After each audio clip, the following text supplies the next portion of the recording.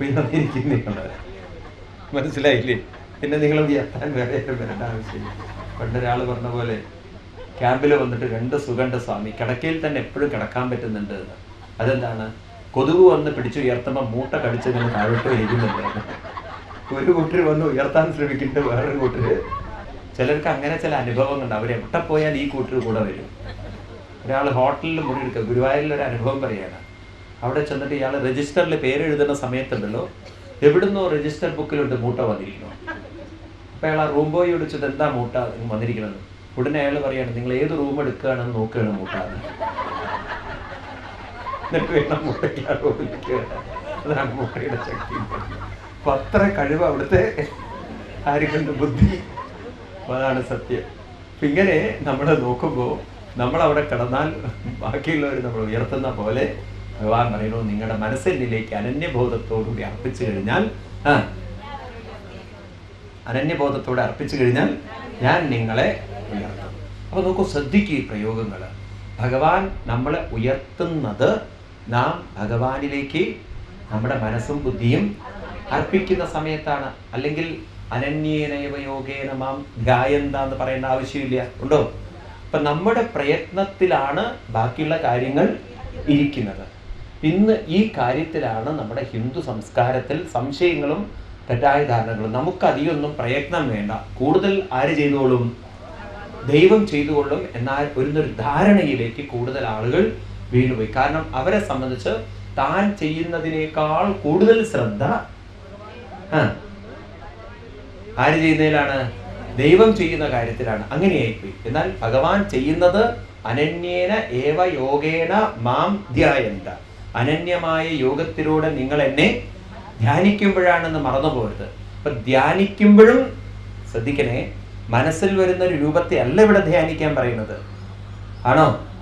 നിങ്ങൾ പലരും ചോദിക്കാറില്ലേ, കൃഷ്ണനെ ധ്യാനിക്കണോ രാമനെ ധ്യാനിക്കണോ? ചിലർക്കാണെങ്കിൽ എപ്പോഴും കൺഫ്യൂഷനാണ്. നാരായണ എന്ന് ജപിക്കുമ്പോഴും ശിവനാ കടന്നു വരുന്നത്, ശിവശിവ എന്ന് ജപിക്കുമ്പോൾ നാരായണ കടന്നു വരുന്നത്. ചിലർക്ക് എപ്പോഴും ഈ പ്രശ്നങ്ങളുണ്ട്. അതായത് വിഷ്ണു സഹസ്രനാമം ചൊല്ലുമ്പോൾ ലളിത വരിക, ലളിതാ സഹസ്രനാമം ചൊല്ലുമ്പോൾ വിഷ്ണു കയറി വരും. അപ്പൊ അവർക്ക് സംശയമാണ്, ഇതിലിപ്പോൾ ലളിത കോപിക്കില്ലേ? വിഷ്ണു സഹസ്രനാമം ചൊല്ലിക്കൊണ്ട് ലളിതാനാമം അല്ല ലളിത മനസ്സിൽ വന്നാൽ അല്ലെങ്കിൽ വിഷ്ണു കോപിക്കില്ലേ? വിഷ്ണുവിന്റെ നാമം ചൊല്ലുമ്പോൾ ലളിത കയറി വരിക, ലളിതാ സഹസ്രനാമം കയറി ചൊല്ലുമ്പോൾ ഇതിലിപ്പോൾ ആരുടെ നാമമാണ് ചൊല്ലേണ്ടത്? അത് ദൈവം കോപിക്കില്ലേ എന്ന്. ചിലർ അങ്ങനെയൊക്കെ ഇങ്ങനെ മുഖത്തൊക്കെ അടിക്കുന്ന കാണാം, എന്ന് വെച്ചാൽ ആ രൂപം പോകാൻ വേണ്ടിയിട്ട്. എന്താ ആവശ്യമില്ല. ഇതൊക്കെ നമുക്ക് എന്തെല്ലാം അനുഭവങ്ങളാണെന്ന് അറിയും. ഹിന്ദു മതത്തെ പോലെ ഇത്ര രസകരമായ ഒരു സാധനം വേറെ എവിടെയും കാണാൻ പറ്റില്ല. കാരണം അത്ര കൺഫ്യൂഷനാണ്. പ്രത്യേകിച്ച് ഇന്ന് സീരിയലും കൂടി കണ്ടിട്ട് അതിലേറെ അബദ്ധങ്ങളായിരിക്കുകയാണ്. കാരണം ദൈവത്തിനെ എങ്ങനെ വിചാരിക്കുമ്പോഴേക്കും സീരിയൽ അഭിനയിച്ച ആളുടെ ചിത്രം വരുന്നത്, ഗുരുവായൂരപ്പൻ വരുന്നത് ഈ ഗുരുവായൂരപ്പന്റെ സീരിയലാണ്. സത്യം. എന്നിട്ട് അതിൽ മുഖത്തടിക്കുന്നവരുണ്ട്. അതെന്തിനാ വെച്ചാൽ ആ സമയത്ത് ദൈവത്തിനെ ചിന്തിക്കുകയാണേ, പക്ഷെ പെട്ടെന്ന് ദൈവം പോയിട്ട് അയാളെ ഏതോ അഡ്വർടൈസ്മെന്റിൽ നിന്നുണ്ടേ, കോൾഗേറ്റ് ബേസ് ബ്രഷ്, അത് പിടിച്ചു വരണം. അപ്പോഴേക്കും അവർക്ക് വിഷമായി. ഓം വിശ്വം വിശ്വഷക്കാരോ ഭൂതം ഭൂതഗോ എന്താ പിന്നെ ചെയ്യുക? ഇങ്ങനെയൊക്കെ ഉള്ളൊരു കൺഫ്യൂഷൻ. ഇത് മറ്റ് മതസ്ഥർക്ക് ഇത്ര ഇല്ല. നമുക്കാണെങ്കിൽ കയ്യിൽ ആയുധങ്ങളും മറ്റൊക്കെ ഉള്ളതുകൊണ്ട് കൈ മാറിപ്പോവോ, ആ ഒരു പ്രശ്നം. ഇങ്ങനെയൊക്കെയുള്ള ചില കൺഫ്യൂഷൻസ്. ഇത് നമുക്ക് എന്താ നമ്മുടെ ഈ ഭാരതത്തിലെ ഒരു അത്ഭുതം എന്ന് പറയാൻ ചിരിപ്പിക്കൽ. It's A truth. ഞാൻ പറയുമ്പോഴുള്ള ആളുകൾ അട്ടർ കൺഫ്യൂഷനാണ്. ഇതൊക്കെ എന്തുകൊണ്ടുണ്ടാവണമെന്ന് ചോദിച്ചു കഴിഞ്ഞാൽ അത്ര ഉറപ്പിച്ചു വെച്ചിട്ടുണ്ട് രാമൻ കൃഷ്ണൻ വേറെ എന്നുള്ളത്. അപ്പം നമ്മൾ ധ്യാനിക്കുമ്പോഴും ഈ രൂപവർണ്ണനയൊക്കെ ചെയ്യുമ്പോഴുണ്ടല്ലോ, മനസ്സിൽ ആ രൂപം കണ്ടു കഴിഞ്ഞാൽ നമ്മൾ അത് വിട്ടിട്ട് കുറച്ചു നേരം കിഞ്ചിത വിചിന്ത ചെയ്ത്, അങ്ങനെ ഒരു അവസ്ഥ നമുക്ക് 11ാമത്തെ സ്കന്ധത്തിൽ ഇവിടെ നമുക്ക് നവയോഗികൾ പറഞ്ഞ് മനസ്സിലാക്കി കൊടുക്കും. ആ ഒരു ഭാഗം വളരെ രസകരമായൊരു ഭാഗമാണ്. 11ാം സ്കന്ധത്തിൽ പറയും, നിങ്ങൾ ഭഗവാനെ ധ്യാനിക്കാൻ മനസ്സിൻ്റെ ശക്തിയെക്കുറിച്ച് വളരെ ബോധ്യപ്പെട്ട ഒരാളാണ് കപില വാസുദേവൻ. ശ്രീമദ് ഭാഗവതത്തിൽ 3യ സ്കന്ധത്തിൽ കപില വാസുദേവൻ അമ്മയായിരിക്കുന്ന ദേവഹൂതിക്ക് ഉപദേശം കൊടുക്കും. അമ്മയോട് പറയുന്നതാണ്, ഒരു വ്യക്തിയുടെ ജീവിതത്തെ തളർത്തുന്നത് ആരാണ് വാസ്തവത്തിൽ? ചുറ്റുപാടാണോ, സാഹചര്യങ്ങളാണോ, അല്ലെങ്കിൽ അവരുടെ കുടുംബാംഗങ്ങളാണോ, ശരീരരോഗങ്ങളാണോ, നമുക്കിന്ന് ഒരുപാട് കാരണങ്ങൾ പറയാം. പ്രായമാണ്, അല്ലെങ്കിൽ ഭർത്താവില്ല, ഭാര്യയില്ല, സുഖമില്ല, എന്തെങ്കിലും പറഞ്ഞ് നമുക്ക് നമ്മുടെ വിഷമങ്ങൾക്ക് കാരണം ആരുടെയെങ്കിലും തലയിൽ കെട്ടിവെക്കാം. പക്ഷേ ഇവിടെ കപില ഭഗവാൻ അമ്മയോട് പറയാണ്, നമ്മളെ തളർത്തുന്നത് ഇവരാരുമല്ല, നമ്മളെ തളർത്തുന്നത് നമ്മുടെ ഓരോരുത്തരുടെയും മനസ്സ് തന്നെയാണ്. ഇവിടെ എങ്ങനെയുള്ള അമ്മയോടാണ് പറയുന്നത് നോക്കണം. കപില ഭഗവാന്റെ അമ്മയുടെ പേര് ദേവഹൂതി എന്നാണ്, അച്ഛൻ്റെ പേര് കർദമ പ്രജാപതി എന്നാണ്. അപ്പോൾ കപില ഭഗവാൻ വന്നപ്പോൾ കർദമ പ്രജാപതി വീട് വിട്ട് കാട്ടിലേക്ക് തപസ് ചെയ്യാൻ പോയി. വീട്ടിലാരും മാത്രമേ ഉള്ളൂ? അമ്മയും പുത്രനും. അപ്പം അമ്മയ്ക്ക് മനസ്സിലാവാണ്, പുത്രനും ഒരു ദിവസം എന്നെ അപ്പം ഈ യാഥാർത്ഥ്യം ഉൾക്കൊണ്ട അമ്മ ഒറ്റയ്ക്ക് ജീവിക്കാനുള്ള ഒരു മനോബലം ഇല്ലാതെ വന്നപ്പോൾ ജീവിതത്തെ അഭിമുഖീകരിക്കണം, അല്ലെങ്കിൽ മകൻ്റെ കൂടെ ഇറങ്ങിപ്പോണം. അതല്ലേ ഇപ്പം നമ്മൾ ചെയ്യുക, അല്ലേ? ഒറ്റയ്ക്ക് നിൽക്കാൻ ധൈര്യമില്ലാത്തവർ മക്കളുടെ കൂടെ ആരുടെയെങ്കിലും പോകണം. അതാണ് ഇന്ന് നമ്മൾ കണ്ടുകൊണ്ടിരിക്കുന്നത്. എന്നാൽ അമ്മ ആരുടെ കൂടെ പോകാൻ തയ്യാറായില്ല? ആരുടെയും കൂടെ പോകാൻ തയ്യാറായില്ല. പിടിവാശിയല്ല, അമ്മയ്ക്ക് അവിടെ ഇരുന്നു കൊണ്ട് ജീവിതം സാർത്ഥമാക്കണം, ജന്മം ധന്യമാക്കണം എന്നൊരാഗ്രഹം. പക്ഷെ അതിനുള്ള അറിവ് ആർക്കുണ്ടായിരുന്നില്ല? അമ്മയ്ക്ക്. അപ്പം അങ്ങനെ അമ്മയ്ക്ക് ഒരു ഉപദേശം കൊടുക്കുന്നതാണ് തൃതീയ അധ്യായത്തിൽ 25-ാം അധ്യായത്തിലെ കാപിലയോപാഖ്യാനം എന്നുള്ള ഭാഗം. അപ്പം ചില ഭാഗങ്ങൾ നമുക്കെടുത്ത് നോക്കാം.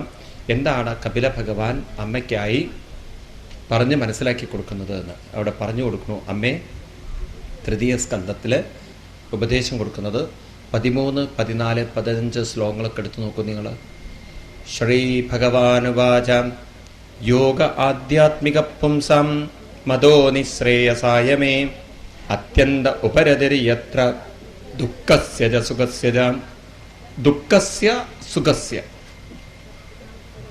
പ്രതികൂലമായ അവസ്ഥ ദുഃഖമുണ്ടാക്കും, അനുകൂലമായ അവസ്ഥ ഇതിൽ നിന്ന് ഉപരതി, ഇതിനെ രണ്ടിൽ നിന്നും മാറി നിൽക്കാൻ സാധിക്കുന്ന ഒരു മനസ്സ് നമുക്ക് നേടിയെടുക്കണമെങ്കിൽ ആധ്യാത്മിക യോഗം അമ്മയെ പ്രാക്ടീസ് ചെയ്യണം. അതായത് ആധ്യാത്മിക യോഗം എന്ന് പറഞ്ഞാൽ മനസ്സിനെ യോഗം ചെയ്യാൻ പഠിക്കണം. ആധ്യാത്മികം എന്ന് പറഞ്ഞാൽ ഇവിടെ അർത്ഥം മനസ്സ്. അതിനെ യോഗം ചെയ്യാൻ പരിശ്രമിക്കണം. ആരുമായിട്ട് നിൽക്കട്ടെ, ആരുമായിട്ട് എന്നുള്ളത് അവിടെ നിൽക്കട്ടെ. എന്നിട്ട് പറയാണ്, ചേതഖലസ്യ ബന്ധായ മുക്തയേ ചാത്മനോമതം ഗുണേഷു സക്തം ബന്ധായ ആരതം വാ പുംസി മുക്തയേ. ചേതസ് എന്ന് പറഞ്ഞാൽ മനസ്സ്. അതായത് മനോവികാരങ്ങൾ, മനോവിചാരങ്ങൾ അല്ലെങ്കിൽ മനോചിന്തകൾ തന്നെയാണ് ഗലു ബന്ധായ, നമ്മളെ ഈ ലോകത്തിൽ ബന്ധിപ്പിക്കുന്നത് മനോവികാരങ്ങൾ തന്നെയാണ്. മനസ്സിലാവുണ്ടോ നിങ്ങൾക്ക്? അതായത് നമ്മുടെ ചിന്തകൾ ഏതെങ്കിലും ഒരു കിട്ടാത്ത സാധനത്തിലോ നഷ്ടപ്പെട്ടു പോയ സാധനത്തിലോ അല്ലെങ്കിൽ നഷ്ടപ്പെട്ടുകൊണ്ടിരിക്കുന്നതിലോ ഏതിലെങ്കിലും ഒന്ന് ഉറച്ചു പോയാൽ ആ മനസ്സിനെ നമ്മളെ ക്രമേണ ബന്ധിപ്പിച്ച് തളർത്താൻ സാധിക്കും. വസ്തുക്കൾക്കും വ്യക്തികൾക്കും ശരീരത്തിനും എല്ലാം നമ്മളെ തളർത്താൻ പറ്റും. അതുകൊണ്ട് അമ്മേ ബന്ധായ, ഇനി ഇതേ മനസ്സിന് തന്നെ മുക്തയേ ച ആത്മനോ, നമ്മളെ ഈ ബന്ധനങ്ങളിൽ നിന്നും ഇപ്പോൾ ഒരേ മനസ്സ് തന്നെ നമ്മളെ ബന്ധിപ്പിക്കുന്നു, മുക്തിയിലേക്കും കൈവരിപ്പിക്കണം. അപ്പം ഇവിടെ കപില ഭഗവാൻ സാഹചര്യങ്ങളാണോ നമ്മളെ തളർത്തുന്നതെന്ന് പറയുന്നത്, അതോ മനസ്സ് തന്നെയാണോ? മനസ്സ് തന്നെയാണ്. മനസ്സിലാവുണ്ടോ നിങ്ങൾക്ക്? എന്നിട്ട് പറയാണ്, ഏത് മനസ്സ് നമ്മളെ ബന്ധിപ്പിക്കും, ഏത് മനസ്സ് നമ്മളെ മുക്തിയിലേക്ക് ഉയർത്തും? ഗുണേഷു സക്തം ബന്ധായ. ഗുണേഷു എന്ന് പറഞ്ഞാൽ അർത്ഥം എടുക്കണം. എന്താ അർത്ഥം എടുക്കേണ്ടത്? ഞാൻ പറഞ്ഞു, 3 ഗുണങ്ങളെ കുറിച്ച് പറഞ്ഞു. സത്വഗുണം, അതിൽ തമോ ഗുണവും രജോ ഗുണവും നമ്മളെ ബന്ധിപ്പിക്കും. സത്വഗുണത്തിലൂടെ വേണം നമ്മൾ പുറത്ത് കടന്ന് പറയാണ്, രഥം വാ പുംസി മുക്തേ. രഥം എന്നാണ് രതി. ഈശ്വരനോടുള്ള, ഭഗവാനോടുള്ള പ്രേമം കൊണ്ട് നമ്മൾ മുക്തി കൈവരിക്കണം എന്ന് പറഞ്ഞാൽ നമ്മുടെ മനസ്സിന്റെ ശ്രദ്ധ ആരിലേക്ക് തിരിക്കണം? ഈ കഴിവാണ് നമ്മൾ നേടിയെടുക്കേണ്ടത്. മനസ്സിലായില്ലേ? ഇപ്പം മനസ്സിനെ സംബന്ധിച്ച് ഒന്നിൽ തറച്ചു നിൽക്കാനും സാധിക്കും. നമ്മളെ വിവേകം കൊണ്ട് ആ തറച്ചു നിൽക്കുന്ന വിഷയത്തിൽ നിന്നും മനസ്സിന്റെ ശ്രദ്ധ നമ്മൾ മാറ്റിക്കൊണ്ടുവന്ന് നമ്മൾ ഉയർത്താനും നമുക്ക് സാധിക്കണം. ഈ കഴിവ് പരിശീലിക്കലാണ് അമ്മേ ഒരു വ്യക്തിയുടെ ജീവിതത്തിൽ ഉയരാനുള്ള ഏറ്റവും വലിയ മാർഗം. ഈ കഴിവ് ആർക്ക് മാത്രമേ തന്നിട്ടുള്ളൂ? മനുഷ്യർക്ക് മാത്രമേ തന്നുള്ളൂ. ഭട്ടതിരിപ്പാട് ഈ ഒരു കാര്യത്തെക്കുറിച്ച് വളരെ വ്യക്തമായിട്ട് പറയുന്നുണ്ട്. 93-ാം ദശകത്തിൽ 2-ാമത്തെ ശ്ലോകം എടുത്തു നോക്കൂ നിങ്ങൾ. നാരായണീയത്തിൽ ക്ഷുതൃഷ്ണാലോഭമാത്രേ സതതകൃതതിയോ ജന്തവസന്തനന്ദ തേഭ്യോ വിജ്ഞാനവത്തൽ പുരുഷൈഹവര തജ്ജനീ ദുർലഭൈവാം തത്രാഭ്യാത്മനസ്യാൽ സുഹൃതവിചരിപൂ യസ്ത്വൈന്യസ്തചേതാ താപോ ചിത്തേരുപായം സ്മരതി സഹിസുകൾ സ്വാത്മവൈരീ തദോന്യം. ക്ഷുതൃഷ്ണാലോഭമാത്രേ. ക്ഷുത്രിട്, ക്ഷുതൃഷ് എന്ന് പറഞ്ഞാൽ വിശപ്പ്, ദാഹം, ഇതൊക്കെ ജന്തവസന്ധി അനന്ത. ഇതൊക്കെ ആർക്കുണ്ട്? നമ്മൾ നോക്കുകയാണെങ്കിൽ നമ്മളുടെ ചില വികാരങ്ങളൊക്കെ കോമൺ ആണ് അല്ലേ? നമുക്ക് ദാഹിച്ചാൽ വെള്ളം കുടിക്കണമെന്നുള്ളത് പക്ഷിമൃഗാദികൾക്കില്ലേ? ഉണ്ടോ ഇല്ലയോ? വിശന്നാ ഭക്ഷണം കഴിക്കുക എന്നുള്ളത് അവർക്കുമുണ്ട്. ഉറക്കം വന്നാൽ ക്ഷീണിച്ചാൽ ഉറങ്ങുക എന്നുള്ളത് അവർക്കുമുണ്ട്. അവർക്കുമുണ്ട് കാമവികാരങ്ങളൊക്കെ, അവർക്കുമുണ്ട് സ്നേഹബന്ധങ്ങളൊക്കെ. ഉണ്ടോ? ഉണ്ട്. ഇത് എല്ലാവർക്കും ഒരുപോലെയാണ്. എന്നാൽ തേബി അവരിൽ വെച്ച് വിജ്ഞാനവത്വാൽ കൂടുതൽ വിജ്ഞാനം ആർക്കുണ്ട്? മനുഷ്യനുണ്ട്. പുരുഷൈഹ വര തജ്ജനീ ദുർലഭൈവ. ഇത് ദുർലഭമാണ്, എല്ലാവർക്കും കിട്ടാത്തൊരു ക്വാളിറ്റിയാണ്. തൻ്റെ മനസ്സിന്റെ ശ്രദ്ധ ഒരു വിഷയത്തിൽ നിന്നും മറ്റൊന്നിലേക്ക് തിരിക്കാനുള്ള കഴിവ് ആർക്ക് തന്നിട്ടുണ്ട്? മനുഷ്യർക്ക് തന്നിട്ടുണ്ട്. തത്രാഭി ആത്മാത്മനസ്യാൽ. ഇങ്ങനെ നമുക്ക് ആത്മാവിലേക്ക് ശ്രദ്ധ തിരിച്ച് ഉയരാൻ സാധിക്കുമെങ്കിൽ സുഹൃതഭിരിപു, സുഹൃത്തുമാവാം ശത്രുവുമാവാം. ആരാണ് സുഹൃത്താവുന്നത്? ആരാണ് ശത്രുവാവുന്നത്? താപോ ചിത്തേരുപായം സ്മരതി. എല്ലാ താപത്തിനും ചിത്തമാണ് പ്രശ്നമുണ്ടാക്കുന്നതെന്ന് മനസ്സിലാക്കി ഈ ചിത്തത്തിന്റെ ശ്രദ്ധ തിരിക്കാൻ സാധിക്കുന്ന ഒരാള് സ്വയം സുഹൃത്, അവനവന്റെ സുഹൃത്താണ്. എന്നാൽ ഈ ഉപായം പരിശീലിക്കാത്തവൻ ആത്മവൈരി, അവനവന്റെ ശത്രുവാണ്. അപ്പൊ നമ്മുടെ ശത്രുവായിട്ട് ആരെയെ വെച്ചിരിക്കുന്നത്? നമ്മളെ തന്നെയാണ്. നമ്മുടെ മിത്രമായി ആരെയെ വെച്ചിരിക്കുന്നത്? ഇത് നമ്മൾ മനസ്സിലാക്കി കഴിഞ്ഞാൽ നമ്മൾ ഈ കംപ്ലൈന്റ് പറയുന്ന സ്വഭാവം മാറ്റണം. അതായത് എൻ്റെ പ്രശ്നങ്ങൾക്ക് കാരണം മറ്റുള്ളവരാണെന്ന ചിന്തയിൽ നിന്ന് നമ്മൾ ഉയരാൻ ശ്രമിക്കണം. കാരണം മറ്റുള്ളവരല്ല, നമ്മൾ അവരിൽ തന്നെ മനസ്സിനെ അങ്ങോട്ട് വെച്ചുകൊണ്ട് പറയാണ് ഇവരാണ് എനിക്ക് പ്രശ്നം, ഇവരാണ് എനിക്ക് പ്രശ്നം. ഇങ്ങനെ 1000 തവണ ചിന്തിച്ചു കഴിഞ്ഞാൽ ഒരുത്തനെ തന്നെ നനച്ചിരുന്നാൽ വരുന്നതൊക്കെ അവനാണെന്ന് തോന്നും. ഇങ്ങനെ നമ്മൾ പറഞ്ഞ് പരിശീലിച്ച് കുട്ടിക്കാലത്തെ ശീലിച്ചു പോയതാണ്. ഇനി നമ്മൾ പറഞ്ഞ് മനസ്സിലാക്കണം, ഉറപ്പിക്കണം, പ്രശ്നം ഉണ്ടാക്കുന്നത് എൻ്റെ മനസ്സാണ്. ഇങ്ങനെ പറഞ്ഞ് നമ്മൾ ആ മനസ്സിനെ അതിൽ നിന്നും പുറത്തു കൊണ്ടുവരണം എന്ന് ഇവിടെ കപില ഭഗവാൻ പറയുന്നത്, ഇവിടെ നാരായണീയത്തിലും പറയുന്നു. അതുകൊണ്ട് അമ്മേ, ഇത് ആർക്ക് പുറത്തു കിടക്കാൻ സാധിക്കും? തഥാ പുരുഷമാത്മാനം കേവലം പ്രകൃതേ പരം നിരന്തരം സ്വയം ചോതി അണിമാനം അഖണ്ഡിതം. ഈ മനസ്സിനെ നിലനിർത്തുന്ന ആത്മാവായിരിക്കുന്ന സ്വയം ജ്യോതിയായിരിക്കുന്ന പ്രകൃതിക്കും പരനായിരിക്കുന്ന ഒരു പരമസത്യം, അതിലാണ് എൻ്റെ ആര് നിൽക്കുന്നത്? മനസ്സ് നിൽക്കുന്നതെങ്കിൽ അതിലേക്കും എൻ്റെ ശ്രദ്ധയെ കൊണ്ടുവരാനുള്ളൊരു കഴിവെനിക്കുണ്ട്. ബാക്കിയുള്ളതൊക്കെ മനസ്സിലുള്ള കണ്ടന്റാണ്. എന്നാൽ മനസ്സിനെ തന്നെ നിലനിർത്തുന്ന ശക്തിയിലേക്ക് എനിക്ക് ശ്രദ്ധ തിരിക്കാൻ സാധിക്കുമെങ്കിൽ അമ്മേ, അത് തന്നെയാണ് ജീവിതത്തിൻ്റെ പ്രശ്നങ്ങളിൽ നിന്നും ഉയരാനുള്ളൊരു മാർഗം എന്ന് പറഞ്ഞ് അമ്മയോട് പറയുന്നത്. അമ്മയുടെ മനസ്സിന് പ്രശ്നങ്ങൾ ഉണ്ടാക്കാനും സാധിക്കും, അമ്മയുടെ മനസ്സ് തന്നെ പരിഹരിക്കാനും സാധിക്കും. അപ്പൊ സ്വയം പരിഹരിക്കാൻ കഴിവുള്ള ഒരു മനസ്സ് നമുക്കുണ്ട്. നോക്കൂ, നമ്മളതിനെ ആഴത്തിലിങ്ങോട്ട് പഠിക്കുമ്പോണ്ടല്ലോ, വാസ്തവത്തിൽ നമ്മൾ കുറെ വിഡ്ഢികളാണ് നമുക്ക് മനസ്സിലാക്കാൻ പറ്റും. എന്താ വിഡ്ഢിത്തം എന്ന് ചോദിച്ചു കഴിഞ്ഞാൽ, നമ്മൾ ജീവിതത്തെ ഒന്ന് സൂക്ഷ്മമായിട്ട് അവലോകനം ചെയ്താൽ മനസ്സിലാവും. ഇപ്പൊ നമ്മൾ പറയുന്നു നമ്മുടെ കൂടെ ജീവിക്കുന്നവരുടെ സ്വഭാവം ശരിയില്ലാന്ന് പൊതുവേ പറയുന്നൊരു കാര്യമല്ലേ? ഇല്ല, നിങ്ങൾ പറയാറില്ല? പൊതുവേ നമ്മൾ എന്താ പറയാ?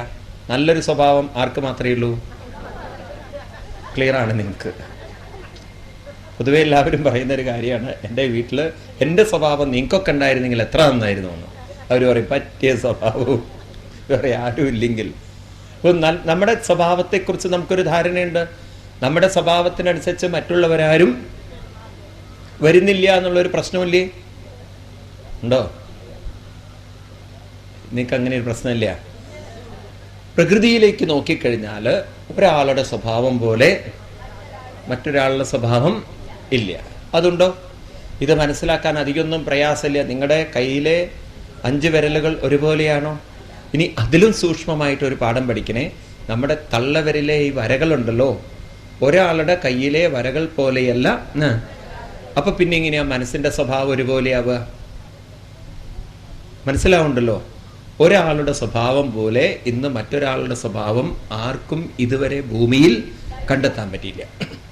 ശാസ്ത്രജ്ഞന്മാര് പറയുന്നത് ഓരോ ഇലയും മറ്റൊരയിൽ നിന്ന് വ്യത്യസ്തമാണ്. അത്ര ശാസ്ത്രീയത ഉണ്ട് ഈ പ്രപഞ്ചത്തിൽ എന്നാണ്. നോക്കൂ നിങ്ങൾ, പ്രകൃതിയുടെ വൈഭവം. ചെറിയൊരു വിരലിലെ വരകൾ തന്നെ കോടാനുകോടി ജനങ്ങളുടെ കയ്യിലെ വരകൾ ഒന്നൊന്നിൽ നിന്ന് വ്യത്യസ്തമാണെങ്കിൽ ഈ പ്രപഞ്ചം അത്ഭുതമല്ലേ? ആണോ അല്ലയോ? ഇനി ഒന്നാമത്തെ സത്യം ഇതാണ്, അതായത് ഒന്നുപോലെ മറ്റൊന്നില്ല എന്ന്. രണ്ടാമത്തെ ഒരു സത്യം, മറ്റൊന്നിനെ നമ്മൾ വിചാരിക്കുന്ന പോലെ മാറ്റിയെടുക്കാൻ സാധ്യമല്ല. നിങ്ങൾക്ക് ബോധ്യമുണ്ടോ? ബോധ്യമില്ല. ചിലർക്ക് ഇങ്ങനെ ഒരു തീരുമാനമുണ്ട്, ഞാൻ വിചാരിച്ചാൽ അവരെ മാറ്റാൻ പറ്റുന്ന. നമുക്ക് ഈ യൗവനത്തിലാണ് ഈ പ്രശ്നം വരിക. കല്യാണം കഴിച്ചാൽ ഭാര്യയ്ക്ക് തോന്നും ഭർത്താവിനെ മാറ്റിയെടുക്കാമെന്ന്, ഭർത്താവിന് തോന്നും ഭാര്യയെ മാറ്റാമെന്ന്.